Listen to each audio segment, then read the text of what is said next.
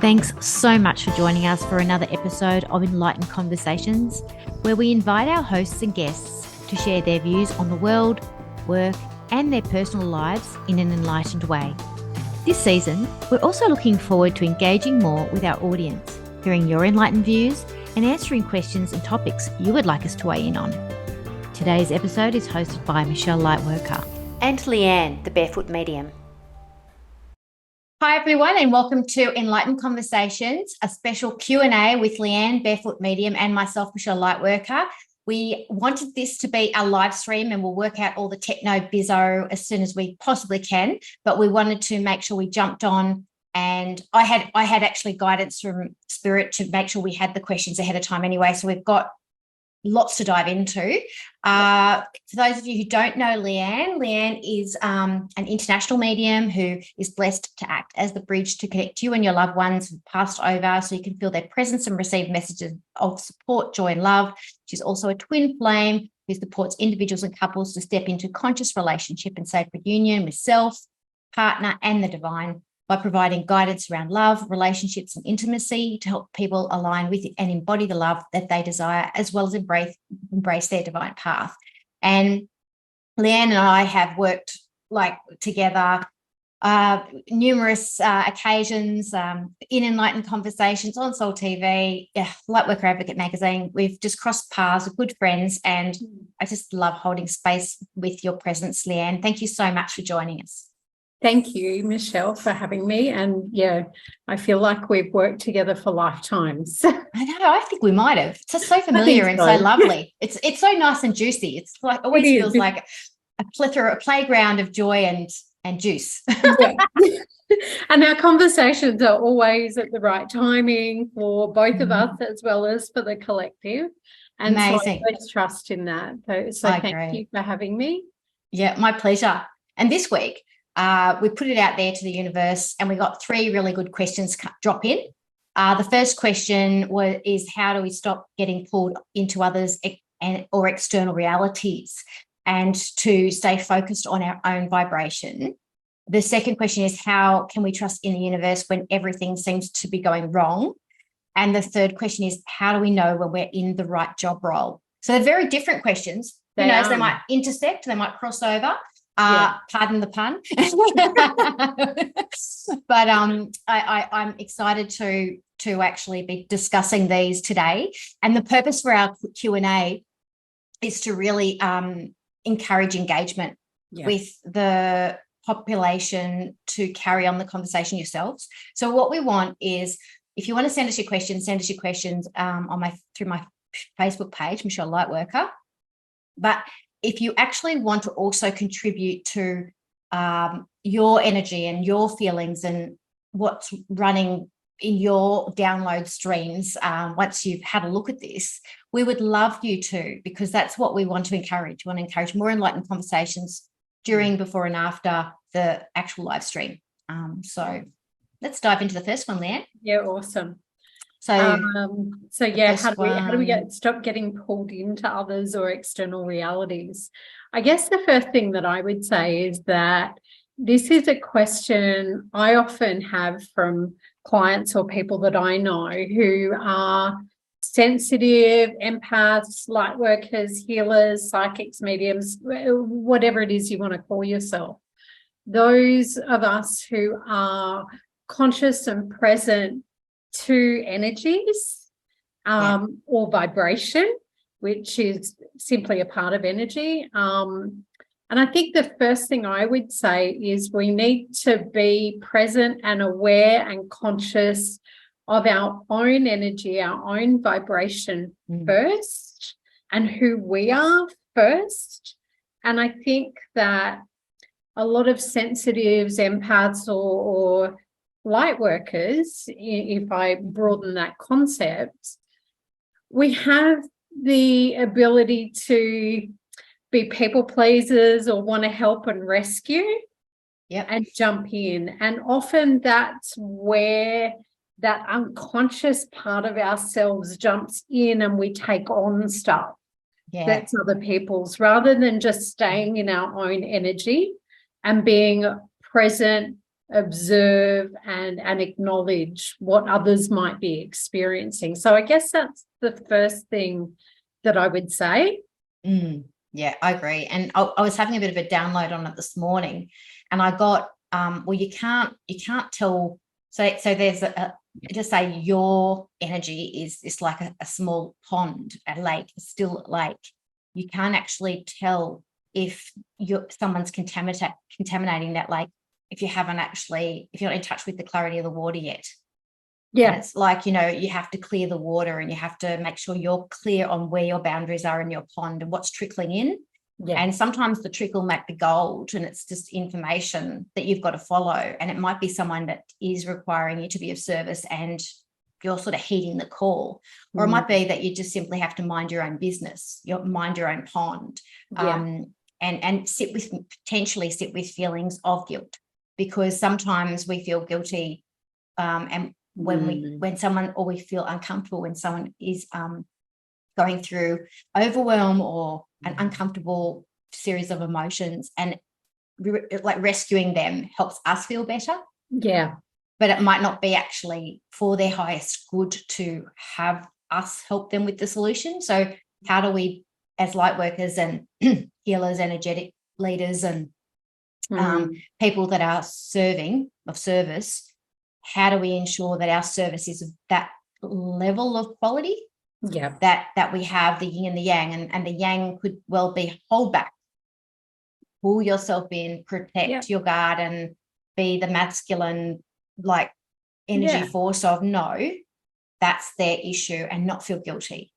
To be able to know that's liberation and that's for their highest good. And that can be hard. That can be really, really super hard for sensitives and people that want to, like you said, feel that's in their journey, that's their purpose. And it's often in our nature to be of service, to help support, to guide, to all of those things. And I love how you talk about the analogy of a pond.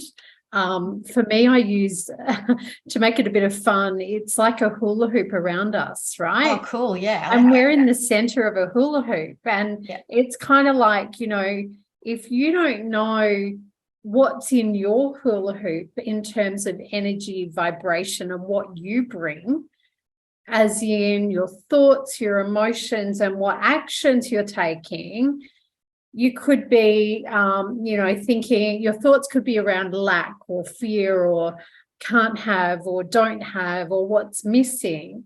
And so that's what you bring to any connection, any relationship, any interaction that you have as part of your energy vibration is in that.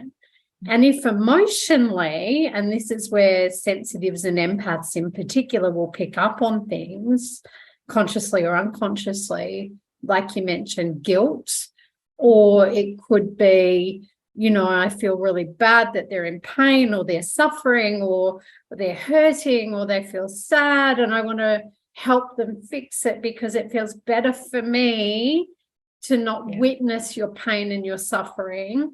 And that's the truth of it, is it feels better for me to not witness it and to have to sit and observe it, right? It takes enormous strength to be able to do that. And so if you can acknowledge what that emotion is that comes up for you, whether it's frustration, anxiety, stress, or overwhelm or whatever, that's what you bring emotionally to the connection, to the relationship, to the situation. And as you're talking, I'm feeling this sense of humility, because as beings, we know we have a talent, we know we can help. When we realize that we're not always called to help in the formal way, it could be that we're called to help in the holding space, more that trusting that they need to just be where they are way and be at peace with that. Like you're saying, we are still contributing and injecting something into the situation by our reaction to what they're going through. So, and maybe they're there to help us to achieve that. Absolutely. And so then there's that humility that we need to kind of find that space. And we brought more situations that will put us in front of where we may feel very powerless. And it may seem like, it's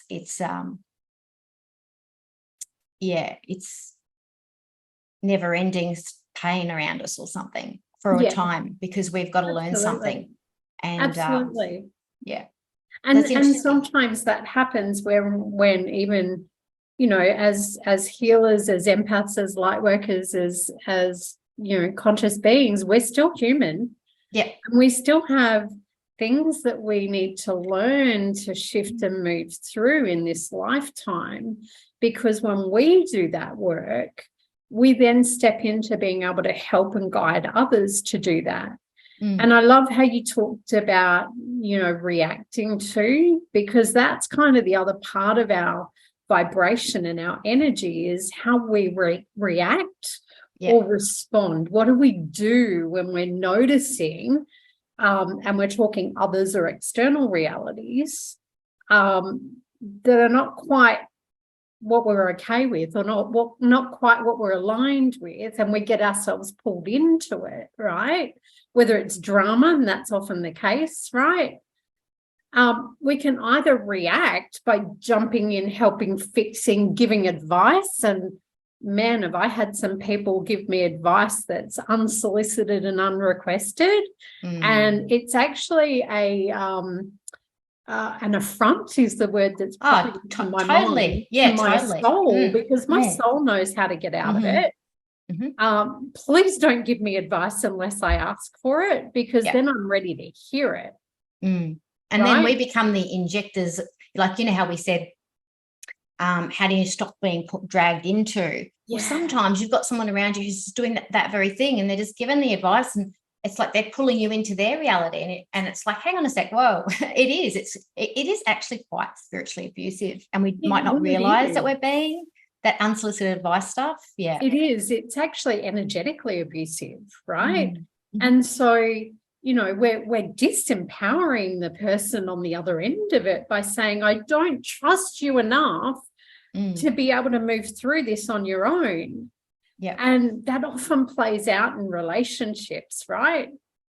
Where, you know, we see our partner struggling, or where we've got codependent habits that sit there, or people pleasing, and they're part of our vibration and our energy. And we have to play that out, because that's in our hoop, right? In our hula hoop or in our pond, like you talked about.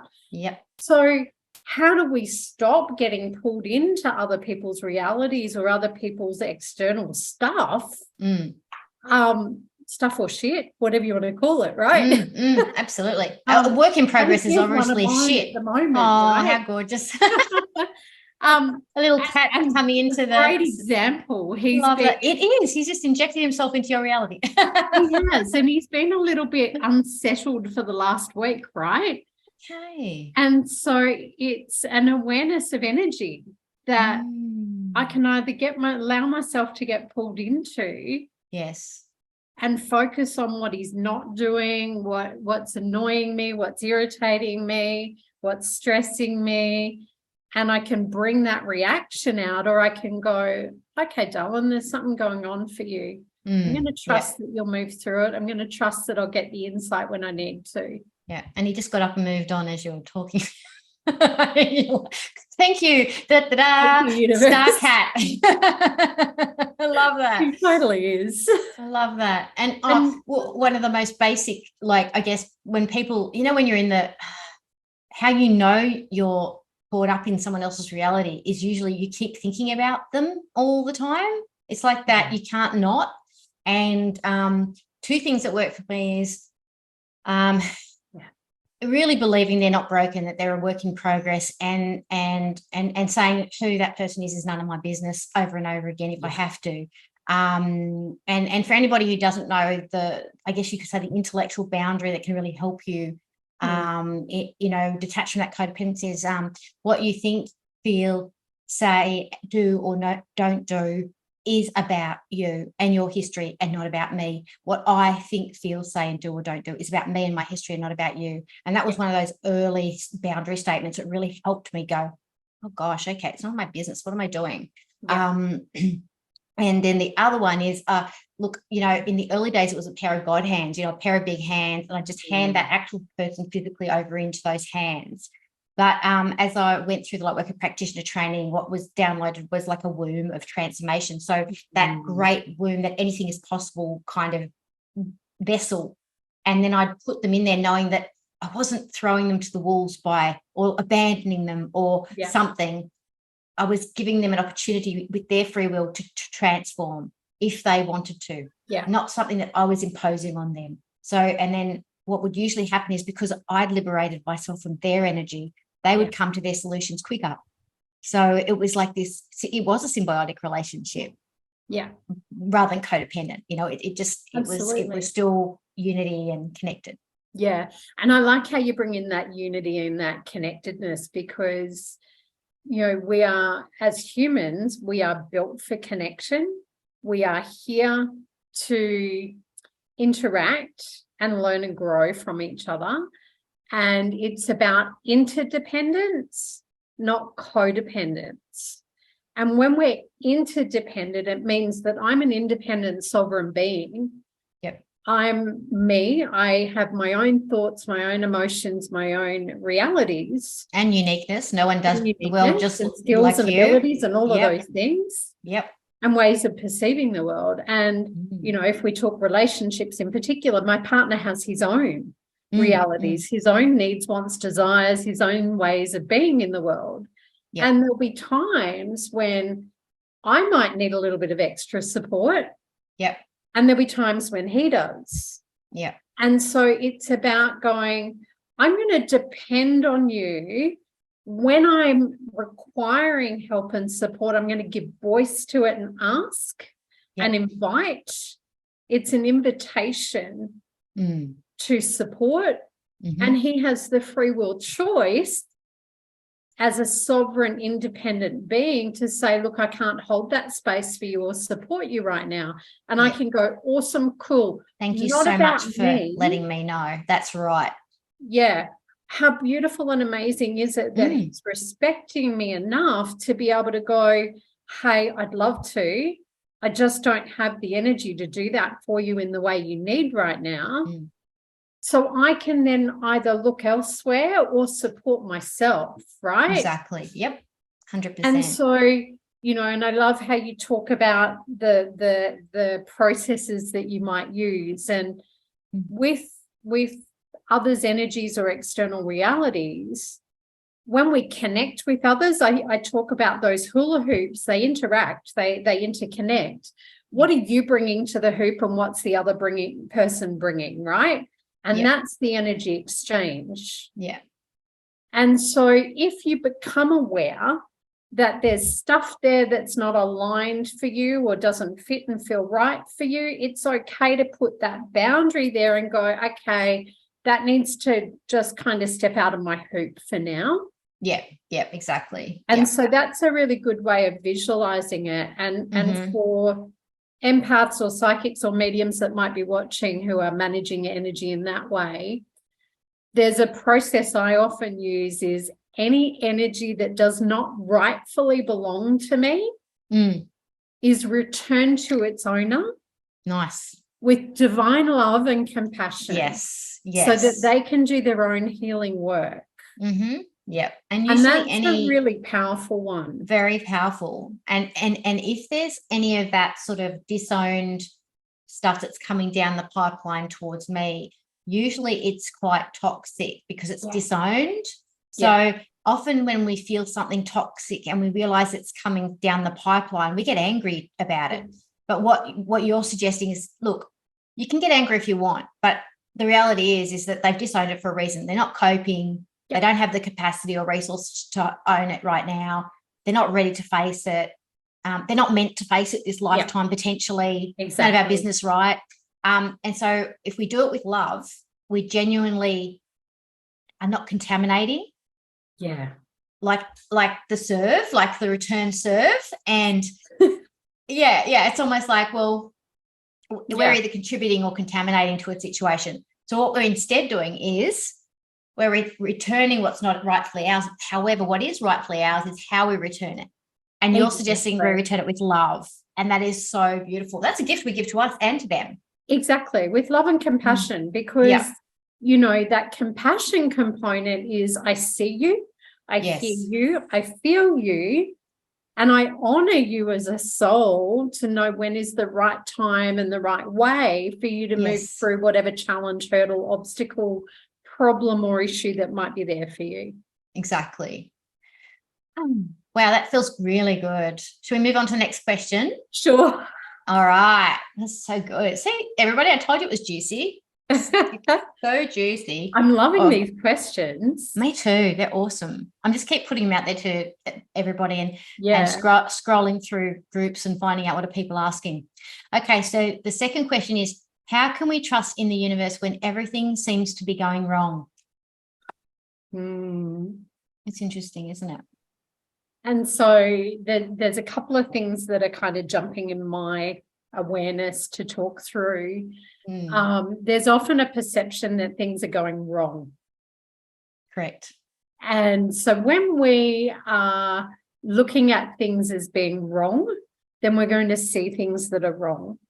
Yeah, agree. And it could be the simplest thing. Could be the simplest thing, like you're on the way to work, the train breaks down, you're going to be late, and you think it's going that even that act of that transaction was wrong because it didn't arrive on time or whatever. It can be very simple, could be major, like someone there's a death in the family unexpectedly, or so we're talking our perception. Yeah.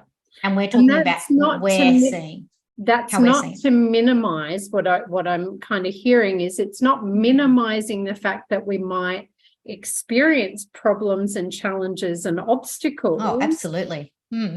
Because we all do, no matter where we're at in our spiritual growth. That's the adventure. It's an adventure, a journey, a trip of a lifetime, right? That's what we're here for. Absolutely. And so, problems, obstacles, challenges, I always get told that wherever the problem exists, the solution also exists. I love that. And so if our focus is on the problem, then we can't see the solution. Right. Because, where our attention goes, energy flows. Yep. So if I'm focusing and thinking and really emotioning, that's even a word, about the problem, then I'm going to keep that in my vibration or in my hoop, going back to the last question. Yep. And I'm going to go, it's a problem, it's a problem, it's a problem, it's a problem, it's a problem. There's something wrong, there's something wrong, there's something wrong. Well, the universe really thinks something's wrong, going to send you things that are, looking like that to you, aren't they? Okay, let's give you some more problems and exactly some more right wrongs to look at because you're clearly focused on it. Mm-hmm. What we give our attention to grows. Mm-hmm. And so that's kind of the first part that I would say is if you feel like everything is going wrong, then pause, stop, get really conscious and present to where your thoughts are focused. Yeah. What am I looking at? What am I focusing on? Am I just looking at the problem here? Am I just focusing on what's wrong here? And then step into, I wonder what's right about this. And wonder is an amazing thing. Oh, yes. Get curious, not furious. Yeah, because what it does is lets go of the attachment to needing the solution. Mm-hmm. It opens the door for the solution to come in. Yeah, I agree. And that's like, I've got this saying that problems are just unwrapped presents, So, yeah, it's like imagine you've got a present and on the outside of the present, the wrapping says problem. And then you open it, but then there's this whole other thing in there that's actually really cool. And it's the gift of what you didn't realize you needed to realize about something in particular that will bring you joy, happiness, peace, and freedom. And so that kind of brings in what I'm hearing is that universal law of balance is about everything has its opposite, right? Correct. Yeah. And so if we're feeling really sad, then what's the opposite of that is happiness, right? So each of those two things are energies on a continuum. And so if we're experiencing sadness, then the gift in it and the doorway in it, or the unwrapping, is to more happiness. And so when we can acknowledge that I feel sad and that's okay, because it is okay to feel sadness, I wonder what it is that would make me feel more happy and more joyful. What that does is it begins walking you back that continuum in the other direction towards more happiness and joy. Yeah. And so that's kind of the thing that I would ask people or invite people to consider is what's right about it and what's the opposite of what you're experiencing, and how can you move yourself in that direction. Wow, I really love that, Leanne. I hadn't thought about it like that before, but that makes so much sense, because it as a, this obviously the things that drop in really around death as you're talking, like I'm thinking, there is a deep sadness and a deep loss, and we think that potentially people get stuck on how someone died rather than all the moments that they shared with them that were happy. And it's almost like they need to start remembering beyond that one day, the day that person died, all the moments of happiness that they had, and that potentially what was it about those moments that were happy, and how can they incorporate that more in their lives so that this doesn't feel as big of a loss as it is, because if it's taking them away from their happiness and their joy, how can they become masters of their own happiness and create those moments and take responsibility to create those moments and not make their happiness about that one person. And so then they're reclaiming, they're empowering themselves back as well. So that came through. It's a lot. It's very heavy. That's massive. And as a medium, I deal with grief and loss in every day, right? And so often when we lose a loved one from our physical reality, what that means is they've moved on. Their soul level they've moved on to a different journey and a different way of being. Their soul still exists. They can still connect with you and communicate with you. What we struggle with as humans on the earth is, I feel this deep sense of loss and grief and sadness. And the reason we feel that is we don't know where to put the love that we have for them because they're no longer here physically. And what it is that love still exists within you. And we have difficulties when we're in those moments of deep sadness and grief and loss of remembering the love.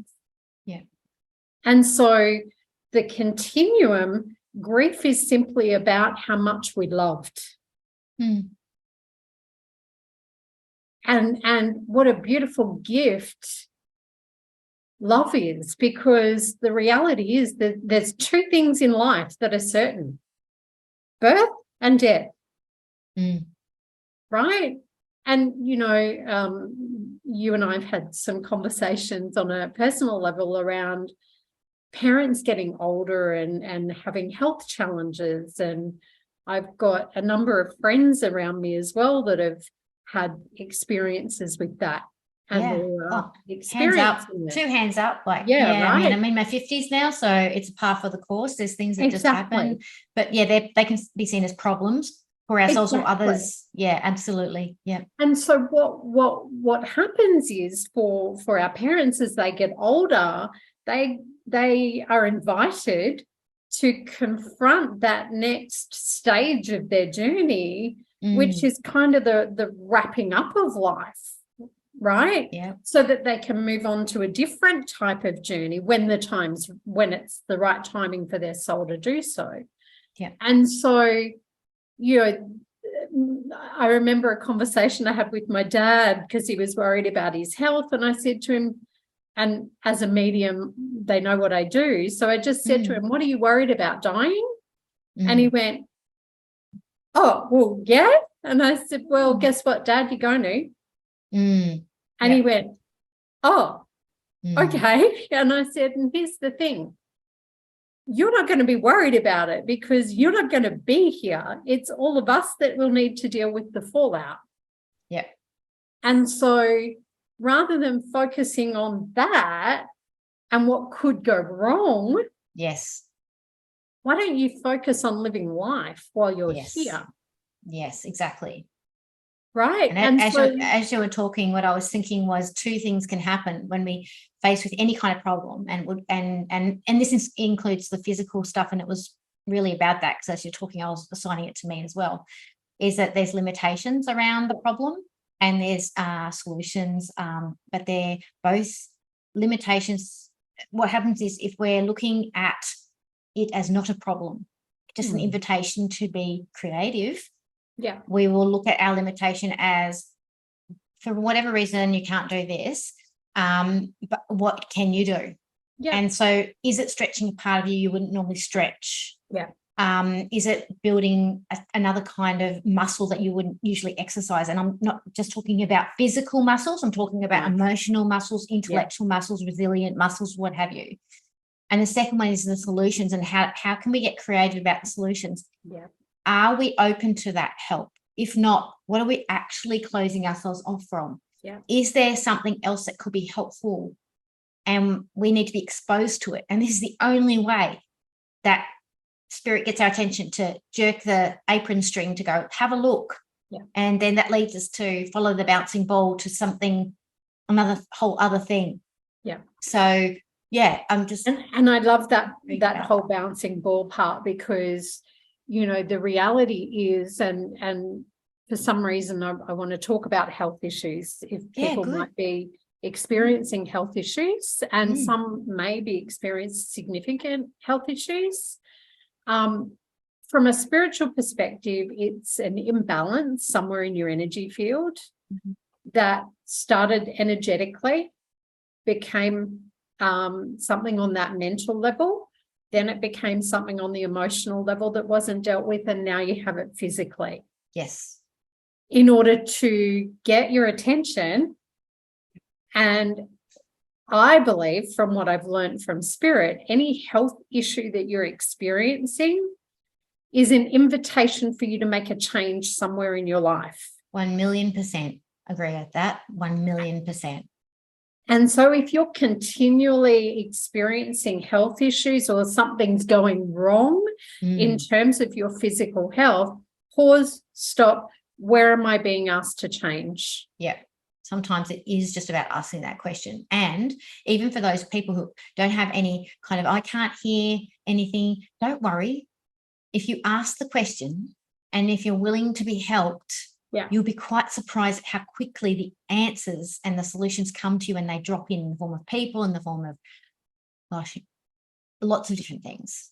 You'll see something, you'll in a magazine or on TV, or you'll walk past a shop and go, oh, I never noticed that before, maybe I should go in. There's a nudge to go in and help, to help yourself or what have you. So it's an I love that whole aspect of that question that we're covering, with regards to seeing things like going wrong all the time.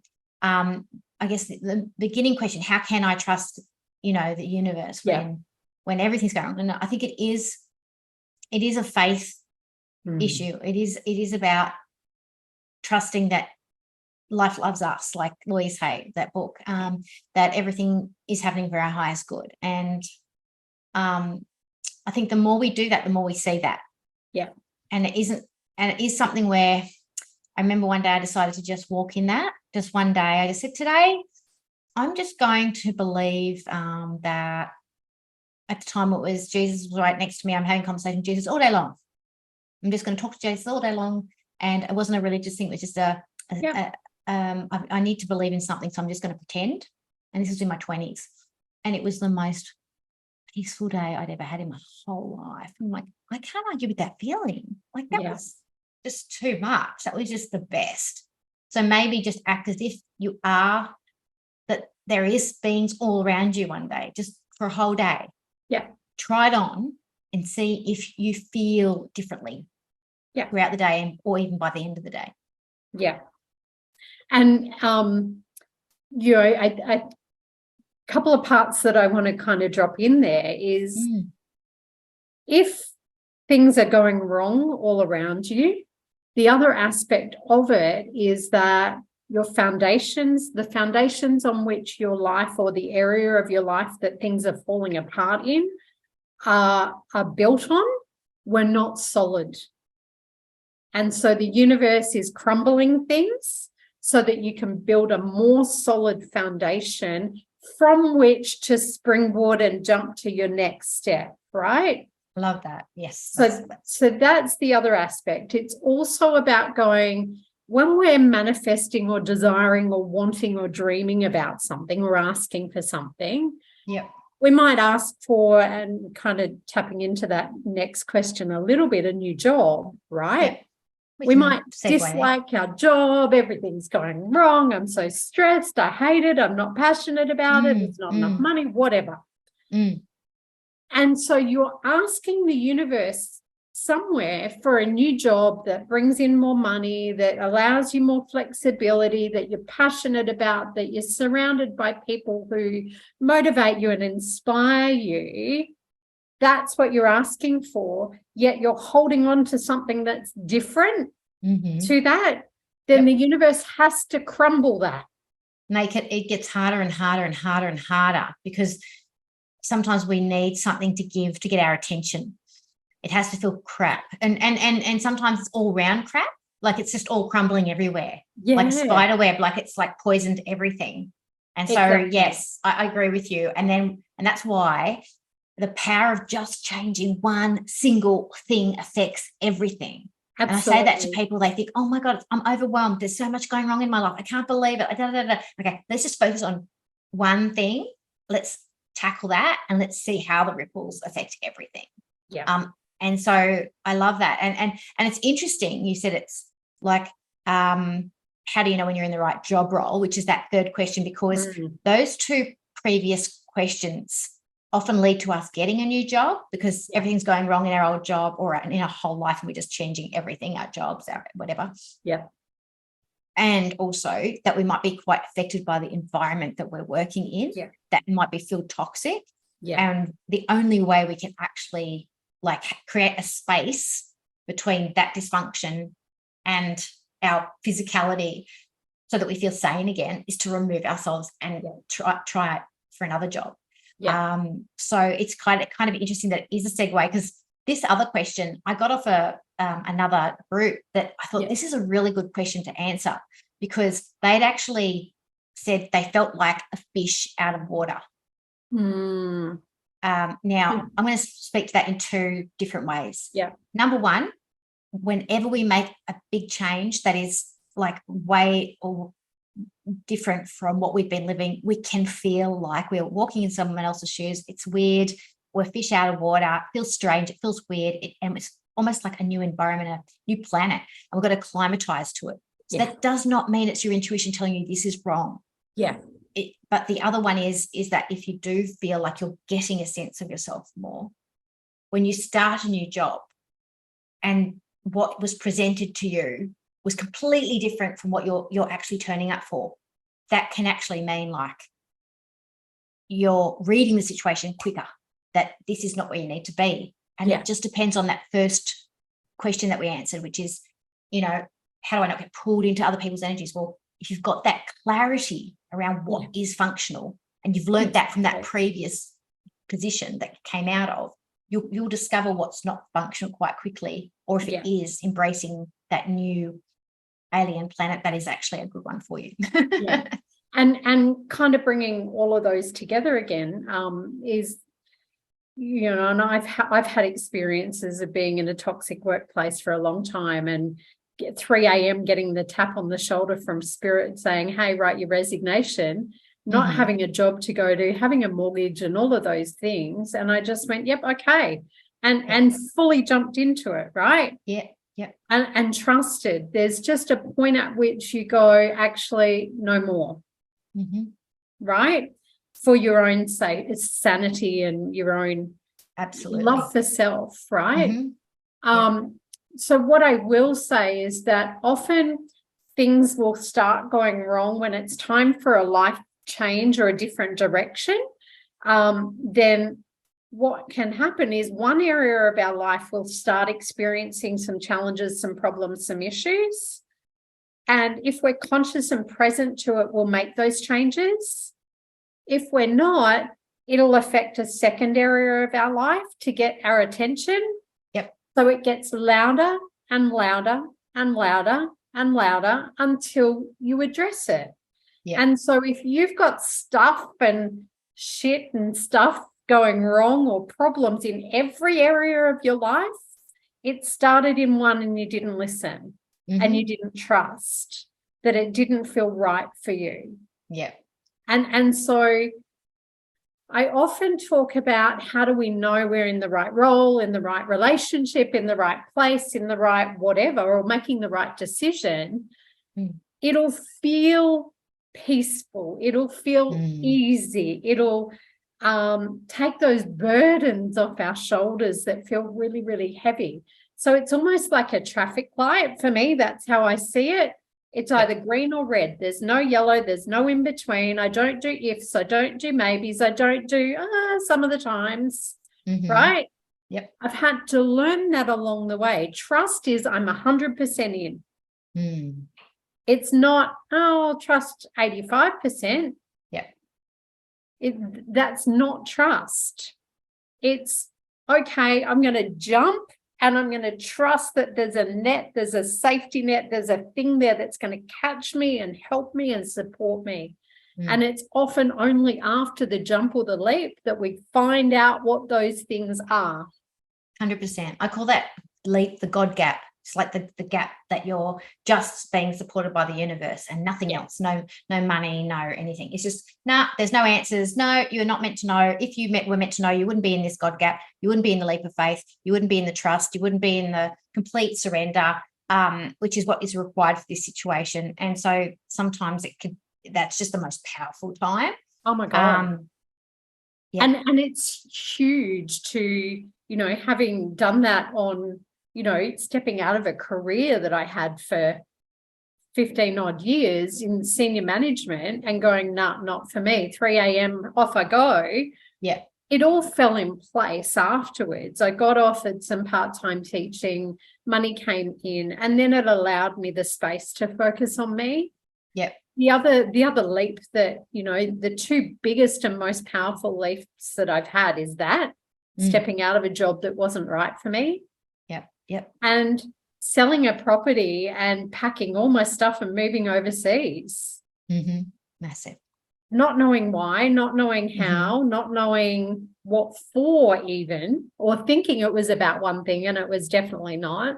Jumped on a plane with 2 suitcases and a month later met my partner. So divinely guided, not why I was there. It was why the universe told me I needed to do it. Yeah, exactly. And I guess, for me, jobs, because I'm retired now and all that, but I haven't retired from spiritual assignments. And I guess work has always been spiritual assignments. However, I have had money given to me in that spiritual assignment as part of the spiritual assignment. And so now it still hasn't changed. Like if I stop listening, if I'm told to do something, I have to do it because it's for my growth. And the other thing I wanted to speak to in the right job is, it's a space where we are giving ourselves permission to be that unique self that we talked about, Leanne. And that we are surrounded by people that are, no matter what job we are doing, we are able to do it the way that feels the right way, that our spirit and soul can do it well. Yeah. And so that's going to be something that a lot of people will be listening to this and going, oh, that's no way. There's no way you can do that in every job. I'm going to say, well, then maybe they're not in the right job, or maybe they don't have the right management. Yeah. That's okay. But if everybody was doing that, then we'd all be enjoy going to work no matter what the job was. Yeah. Because we're doing it. And someone asked me the other day, how do you know what you're good at? Yeah. And there's a gentleman who's written a book called Love and Work, and he talked about just every single day writing down things that you love to do. You don't have to be good at it. No. You just have to love it. Yeah. And so just write them all down. Don't write anything down that you don't love doing. And by the end of the week, you'll come up with a list of all the things you love to do. And if you focus on those things, you'll find the right job. Yeah. And you'll know that you're in the right job. I love that. And he said that there are symptoms of you loving something. Time goes by really quickly. You get a lot done. Yeah. You don't think you're doing anything, but you're getting a lot done when you love this thing. Yeah. You don't need to be good at it, but it is your greatest strength because you love it enough that you could get good at it because you love it that much. You practice it all the time, or you do it all the time. Yeah. So I loved that. It is about love, isn't it? Yeah. And I want to, what keeps popping in my head to bring back is you talked a little bit about the fish out of water and the, feeling uncomfortable.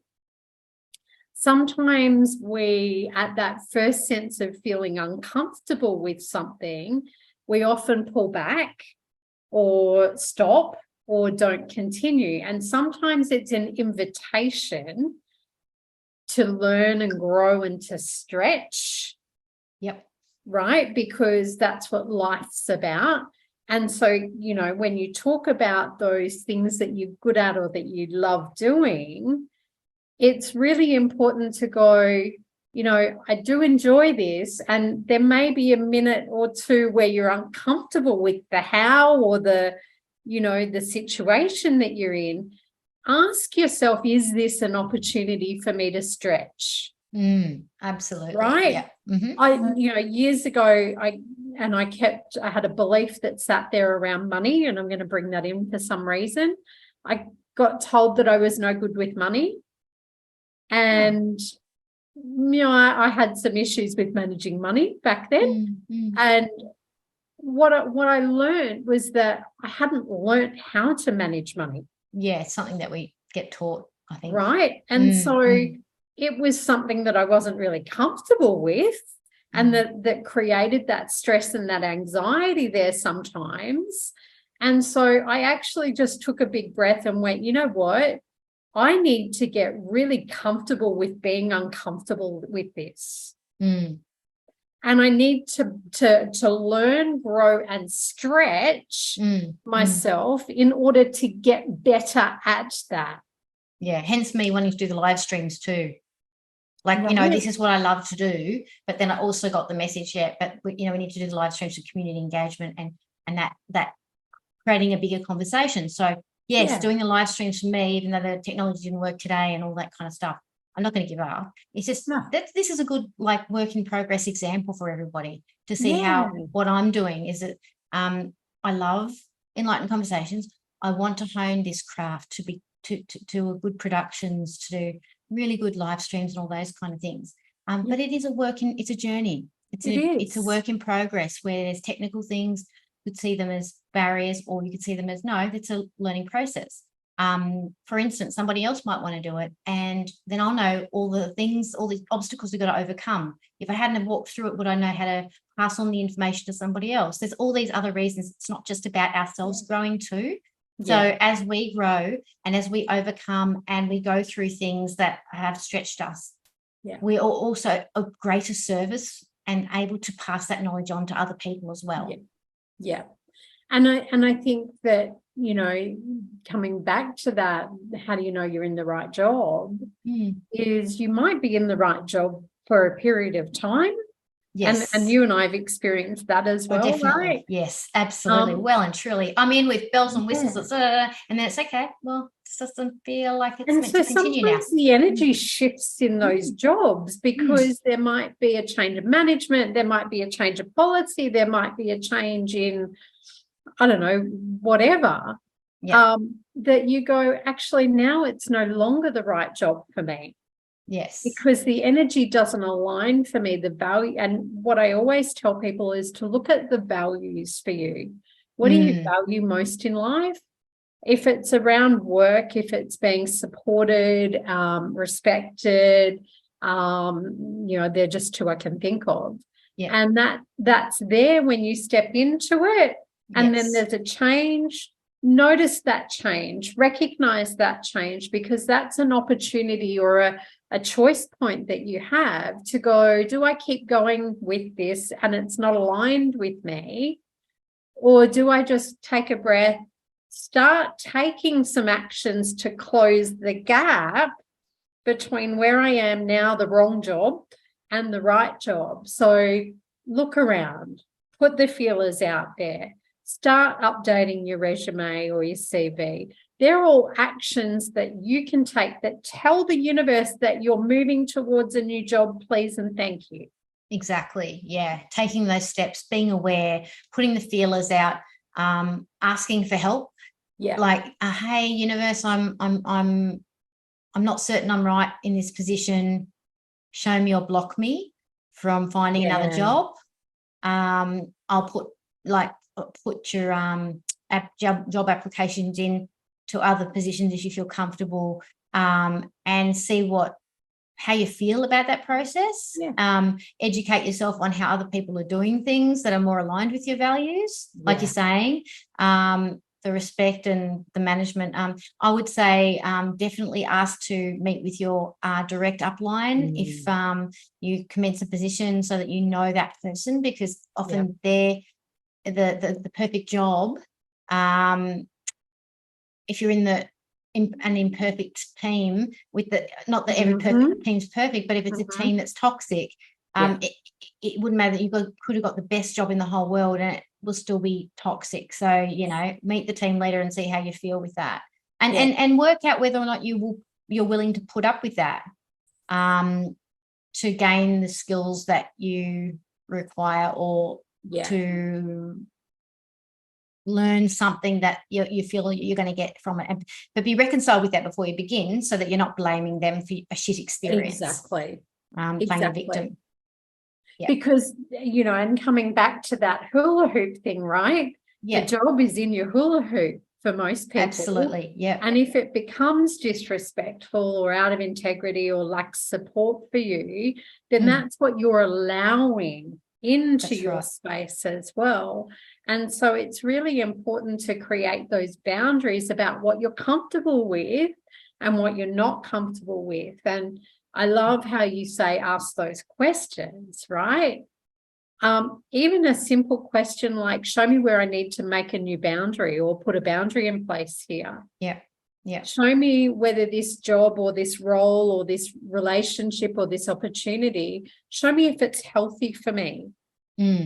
Exactly. Yes. Yeah. Asking those questions invites the universe to help problem solve or bring in the gift, help you unwrap the gift a lot sooner, and to capitalize on that gift. And if you need to move on, move on. And if not, potentially something's overcome for you, and you can thrive in that job without any feeling, restrained or oppressed or what have you. And trust those feelings, right? Because the divine universe, spirit, source, whoever it is you call it, will let you know whether something is a good fit for you, whether it's a job or relationship, based on how it feels in your body. And if it feels stressful or creates anxiety or makes you feel really unhappy, then you're in control of and you have the power to make a different choice and a different decision to go, actually, my happiness is more important to me. My joy, my peace, my And then for me, my hoop, I'm very aware of what comes in and what goes out. Yeah. And I'll call it, because yeah, if we don't become aware of it, it can ripple with it. Like if we let stuff in, it can ripple and affect every area of our life. And so, one of the things that I would say, because those three questions are so connected. I know, aren't they? I know, is, if you do let other people's realities or thoughts or beliefs or perspectives of you or projections of emotions at you, and they sit in your hoop and you're not aware of it, then you're choosing it. Yes, exactly. Yep. And you have to get 100% honest about that. Yeah, take responsibility. And that can be the really hard part, can't it? When you and when we become conscious of the parts of us that are choosing to be oppressed, often the first thing we feel is anger towards ourselves. Yes. And so then we have to be journeying to the love and forgiveness aspect of, well, we just weren't conscious of everything. We won't be. And so the more we get comfortable with that idea, the less we quick to anger when we discover a pattern running that we should have seen or whatever, and or an oppressed situation or something in our hula hoop that shouldn't be really there or whatever. We go, no, okay, it's okay, all right. Well, I've seen it now, so what do I do about it? What do I do about it now? And we're quick to be liberated from that and come back to more of our whole sense of self, rather than disowning that aspect of ourselves. And I think that's part of it as well, isn't it? If we do discover that we've been contributing to our experience, which we do, we can often judge ourselves or berate ourselves or whatever, and that adds to the icky. Exactly. I didn't judge myself for the live stream not working. I was just like, well, let's just do this. What can we do? This is what we did, Leanne. What can we do? Well, we can record this. Let's do that now. Let's jump on. We'll do that now. And then we'll work it out. Yeah. I'll find a way to work it out. It's just exactly. And that's one of the ways that wonder really works. And you can say, oh God, okay, I've got this pattern that's been running and I've been playing it out, and that's okay. How awesome and amazing is it that I've seen it now? Exactly. I can see it. Give it a hug. Give it some love. Yeah. And it's not like, in relationships, often, patterns will be running and people think, oh no, I'm in a toxic relationship because of the pattern running. I'm more of the opinion that when you realize there's a pattern running and then you can do something about it, that's a healthy relationship, because we come into our relationships to heal. Exactly. So if patterns emerge and we don't recognize them, that's toxic. Yeah. But when we do, that's amazing. There's a dual healing. So, that's another topic for another day, I think. But anyway. That's huge, that topic. It's a huge topic. We could go there.